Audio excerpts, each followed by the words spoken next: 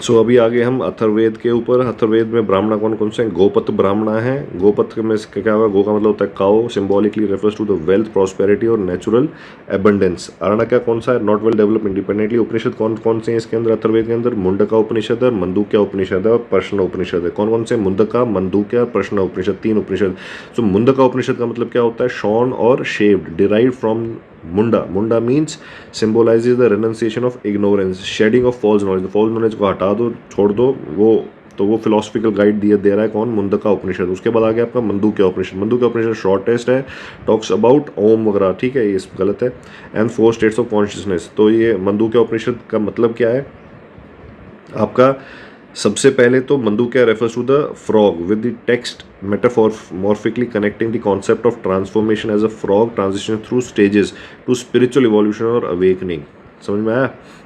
तो मतलब मंडूक्य उपनिषद में आपको फिलोसफिकल गाइड दिया जा रहा है एक फ्रॉग के तौर पे। मतलब मंडूक्य का मतलब होता है फ्रॉग, फ्रॉग से मेंढक से इसका वो आता है, ठीक है। तो with the text metamorphically connecting to the concept of transformation. Transformation क्या? जैसे फ्रॉग ट्रांजिशन कर देता है, उसकी जैसे फ्रॉग के ट्रांजिशन स्टेजेस होते हैं, डिफरेंट स्टेजेस होते हैं, वैसे ही ये यहाँ पे स्पिरिचुअल गाइड है इवोल्यूशन और अवेकनिंग की, कि जिससे आप अपने को ट्रांजिशन कर सकते हो।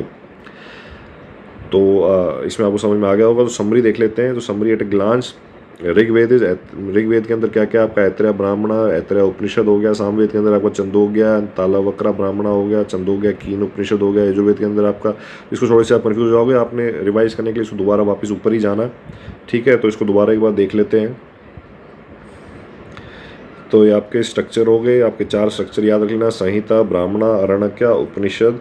उसके बाद आ गया आपका ऋग्वेद। ऋग्वेद के अंदर आ गया आपका ब्राह्मणा। ब्राह्मणा में ऐतरेय ब्राह्मणा, कौशितकी ब्राह्मणा। आरण्यक कौन से हैं? 2, ऐतरेय आरण्यक, उसके सॉरी 1 आरण्यक और उपनिषद 2 हैं, ऐतरेय उपनिषद और कौशितकी उपनिषद। तो ऋग्वेद के अंदर उपनिषद कौन कौन से हैं? ऐतरेय उपनिषद और कौशितकी उपनिषद। उसके बाद सामवेद के अंदर उपनिषद कौन कौन से? चंदोग्या उपनिषद और कीन उपनिषद। और ब्राह्मणा कौन कौन से? पंचविमाशा, शतविमाशा, जैमिनिया, टांड्या महाब्राह्मणा, चंदोग्या, तलावाकरा। तो इनके जब मतलब आपको समझ में आ जाएंगे तो ये याद भी हो जाएगा, 5-6 बार देखेंगे तो याद हो जाएगा। उसके बाद यजुर्वेद हो गया।